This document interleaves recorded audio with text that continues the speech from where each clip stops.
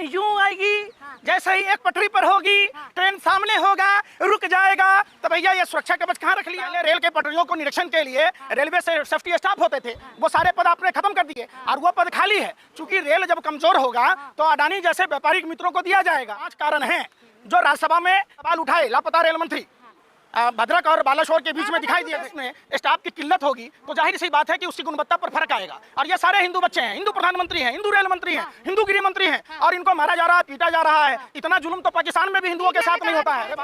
आप मीडिया के लोग पत्रकार हो ही नहीं, आतंकवादी से भी गए गुजरे हो। आप पाकिस्तान की खबर दिखाते हो, बिल्कुल इन हिंदुस्तानी बच्चों की खबर दिखाएंगे, इन हिंदू बच्चों को खबर दिखाएंगे, तब बात बनेगी। 2019 में जो वैकेंसी निकली थी, आज 2023 में 4 साल होने के बावजूद इनको नियुक्ति पत्र न देकर इनको दर दर की ठोकरें खाने को मजगाल दो। बोलो इनको कहाँ से आए आप? देखो इधर आओ, आगे हैं।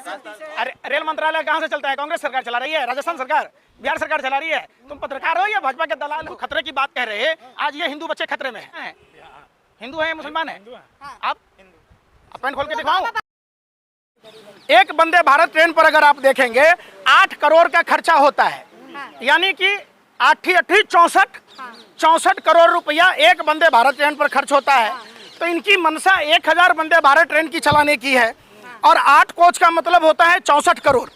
समझिए, अब रेल के बजट में 2023-24 में 2.5 लाख करोड़ रुपए रखा गया है। तो जब मनमोहन सिंह जी की सरकार में रेलवे सेफ्टी के लिए railway design and standard organisation ने जो सुरक्षा कवच की बात की, उसको प्रधानमंत्री ने 2016 में, 2018 में, 2022 में ट्रेन यूं आएगी, जैसे ही एक पटरी पर होगी, ट्रेन सामने होगा, रुक जाएगा, तो भैया ये सुरक्षा कवच कहाँ रख लिया आपने? अरे भाई सुन तो लो रे बेशर्मो, सत्ता के दलालो, हफ्सियों। ये बात रेल मंत्री से पूछो। हकला मत बनो, सुनो पहले बात, हकला मत बनो। पहले रेल के पटरियों को निरीक्षण के लिए रेलवे से सेफ्टी स्टाफ होते थे, वो सारे पद आपने खत्म कर दिए और वो पद खाली है। चूंकि रेल जब कमजोर होगा तो अडानी जैसे व्यापारिक मित्रों को दिया जाएगा और कुछ पार्ट्स रेलवे के दिए गए हैं। निजीकरण का हवाला देकर नई बहालियों पर रोक लगा दी गई है। तो सबसे बड़ा आप कुछ मत कीजिए। जो 5 कारण हैं जो राज्यसभा में रेल मंत्री ने सवाल उठाए, लापता रेल मंत्री जो भद्रक और बालाशोर के बीच में दिखाई दिए थे, इससे पहले आपने देखा रेल मंत्री के रहते प्रधानमंत्री को रेल का उद्घाटन करने का कोई औचित्य नहीं होता। सबसे बड़ी बात है। तो जब सवाल ये है, जब देश में स्टाफ की किल्लत होगी तो जाहिर सी बात है कि उसकी गुणवत्ता पर फर्क आएगा। और ये सारे हिंदू बच्चे हैं, हिंदू प्रधानमंत्री हैं, हिंदू रेल मंत्री हैं, हिंदू गृह मंत्री हैं, और इनको मारा जा रहा है, पीटा जा रहा है। इतना जुल्म तो पाकिस्तान में भी हिंदुओं के साथ नहीं होता है। अरे भाई सुनो बात, मीडिया में नहीं दिखाया जा रहा है। आप मीडिया के लोग पत्रकार हो ही नहीं, आतंकवादी से भी गए गुजरे हो। आप पाकिस्तान की खबर दिखाते हो, बिल्कुल। आप हिंदुस्तान की खबर नहीं दिखाते। आप इन हिंदुस्तानी बच्चों की खबर दिखाएंगे, इन हिंदुओं बच्चों को खबर दिखाएंगे, तब बात बनेगी। आप मीडिया को आतंकवाद से जोड़ रहे हैं सर। बिल्कुल। ये कैसे हो सकता है? आप लोग 24 घंटा फर्जी खबर दिखाते। आप बताओ किन बच्चों का क्या कसूर है जिन्होंने 2019 में जो वैकेंसी निकली थी, आज 2023 में 4 साल होने के बावजूद इनको नियुक्ति पत्र न देकर इनको दर दर की ठोकरें खाने को मजबूर किया जाता है। जब ये अपने हक हुकूक की लड़ाई लड़ने आते हैं तो जंतर मंतर पर परमिशन नहीं दिया जाता है, और जब ये रेल भवन के पास जाते हैं तो दिल्ली पुलिस इनको मारपीट के भगा देती है। तो आप एक बात बताओ, इससे बड़ा जुल्म क्या होगा, अत्याचार क्या होगा? आप हमको बताओ। लेकिन आप जो बात मोदी जी तो कह रहे हैं सबको रोजगार दिया जाएगा 2-2 साल। आओ भैया आओ। अरे भाई, अरे जाओ ना, पापा देखा ना, पापा इनको रोजगार दो। बोलो इनको कहाँ से आए आप? आप कहाँ से आओ? कहाँ से आए आप? आओ इधर आओ, नहीं इधर आके बोलो। देखो इधर आओ। पंकज, फिर वही बात। युवाओं को रोजगार दिया है। अरे भाई सुन ना रहे, जिसको 2 करोड़ युवाओं को रोजगार देना था, ऊंट के मुंह में जीरा का फौरन 75,000 दे के डिगडुगी बजा लिया। फिर वही बात 9 साल में। अरे भाई 9 साल में कितना देना था? 18 करोड़। 18 करोड़ मतलब समझते हो? ऊंट के मुंह में जीरा के फौरन। फिर वही बात। अरे भाई पूछो इनसे कि कहाँ के हैं ये बिहार के, भाजपा शासित प्रदेश से एक भी नहीं है। राजस्थान से। अब भैया कहाँ के हैं? अरे रेल मंत्रालय कहाँ से चलता है? कांग्रेस सरकार चला रही है, राजस्थान सरकार, बिहार सरकार चला रही है। तुम पत्रकार हो या भाजपा के दलाल हो? रेल मंत्रालय में जो वैकेंसी निकली है वो केंद्र सरकार देगी और आप पत्रकारिता करने चले हैं। बताओ। लेकिन पंकज जी, लगातार आप जो सवाल उठा रहे हैं तो मुद्दा भी तो होना चाहिए ना। अरे भाई मैं कुछ ना कह रहा, जिस हिंदू खतरे की बात कह रहे हैं आज ये हिंदू बच्चे खतरे में हैं। हाँ। कैसे हिंदू ले, खतरे में है? पूछो आप क्या हैं, हिंदू हैं मुसलमान हैं? हाँ। आप अब पेन खोल के दिखवाऊं बाबा फिर वही बात। बागेश्वर के आगे अर्जी अरे भाई लगाए। सुन लो, अरे बेशर्मो सुन लो, जी, बाबा बागेश्वर के आगे अर्जी लगाए, वो बता देंगे इन युवाओं को नौकरी तो कब निकलवा दो पर्ची। अर्जी लगाने जब जाना पड़ेगा, निश्चित देखो ना, अर्जी लगाने जाना पड़ेगा। बाबा बागेश्वर वहाँ पर्ची कहने निकाल दिए बालो सर अब भद्रक के बीच में बाबा किस बागेश्वर टके। का आज बयान सुबह से चर्चाओं में है। आप लोग बेमतलब का चर्चा करते हैं। अरे सुनो पहले बात, रेल मंत्री से सवाल पूछो, रेल मंत्री के बयान की चर्चा करो, इन विद्यार्थियों की बात करो, ये छात्र नौजवान है, ये भारत के भविष्य हैं, भारत के भाग्य विधाता हैं, इनकी बात ना कर रहे। बाबा बागेश्वर अरे भी भाई सुन लो चमत्कारी भाई, हैं। चमत्कारी ये है कि वो है। बताएंगे। अरे फिर वही वाली बात कर रहे, आप इन बच्चों को नौकरी की बात कब करोगे?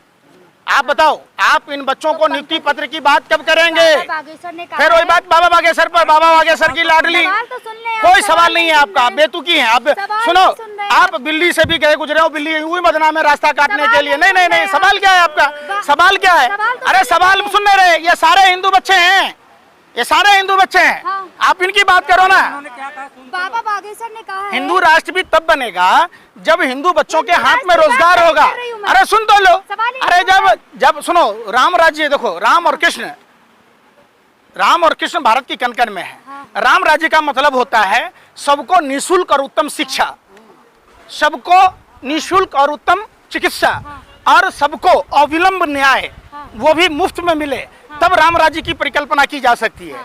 जिस राज्य में न्याय की गुहार लगाने वाले छात्रों को मारा पीटा जाता हो, जिस देश में न्याय की गुहार लगाने वाली पहलवान बेटियों को घसीट कर मारा जाता हो तिरंगे के साथ, जिस देश में किसान भाइयों को दिल्ली की राजधानी में न घुसने दिया जाता हो, ऐसे में हिंदू धर्म की बात करना बेईमानी है।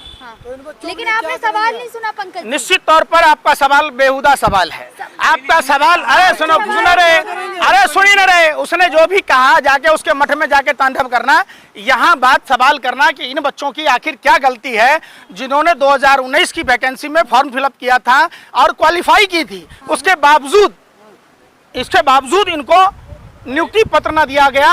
और आप पूछो, इनसे पूछो ना, हमसे नहीं पूछो, इधर आओ, क्या बोल रहे हैं, बोलो इनको। हाँ, एक लो पूछो। एग्जाम को पंचवर्षीय योजना बना दिया गया है, क्योंकि 2019 में लोकसभा चुनाव था, होने वाला था, तो आया वैकेंसी।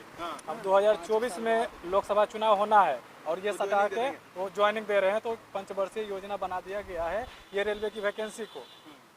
तो ये ऐसी नहीं होनी चाहिए, जबकि दर साल प्रत्येक साल आनी चाहिए वैकेंसी, क्योंकि हर साल युवा तैयार हो रहे हैं, कंपटीशन तैयारी कर रहे हैं, तो सबके लिए होनी चाहिए ना।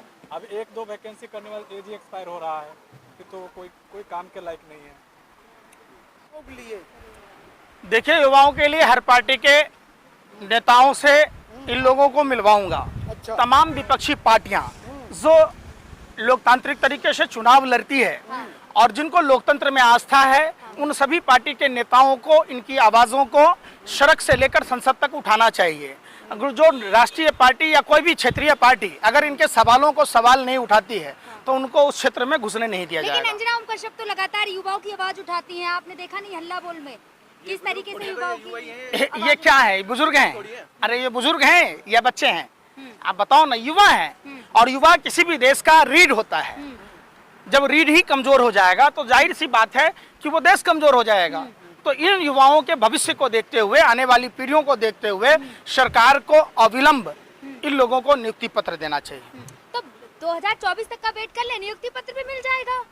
अब फिर 24 के बाद कहोगे 29 तक इंतजार कर लें, 29 के बाद फिर कर लेना, 34 में कर लें, 34 से फिर 39 में चले जाएं, ऐसा नहीं होता। इन्होंने 2019 में जो वैकेंसी निकली थी, ये सारे क्राइटेरिया को फुलफिल किया है और इन लोगों का चयन हो चुका था, फिर भी इनको नियुक्ति पत्र नहीं दिया जाना सरकार की अकर्मण्यता और निजीकरण का जो प्रोपेगेंडा है उसको पूरे करने के लिए इन बच्चों को बलि का बकरा बनाया है। तो बहुत बड़ी साजिश षड्यंत्र प्रयोग का नतीजा है और सभी पॉलिटिकल पार्टियों को जो राजनीति में आस्था रखते, लोकतंत्र में आस्था रखते, इन बच्चों की बातों को सुनना चाहिए। लगातार आप मीडिया को टारगेट कर रहे हैं, इस मुद्दे में भी आपने मीडिया को टारगेट किया, मोदी जी को टारगेट किया। अगर मीडिया ने इनके डिबेट चलाया हो हाँ, तो बता दो, हाँ, नहीं चलाना, कहीं ना कहीं इनके जो न्याय की गुहार है, जो इनकी मांगे हैं, उन पर कुठाराघात है। आपको पता है इन बच्चों को पुलिस ने बर्बरता पूर्वक मारा पीटा है। आज़ाद भारत में वो भी देश के रीढ़, होनहार,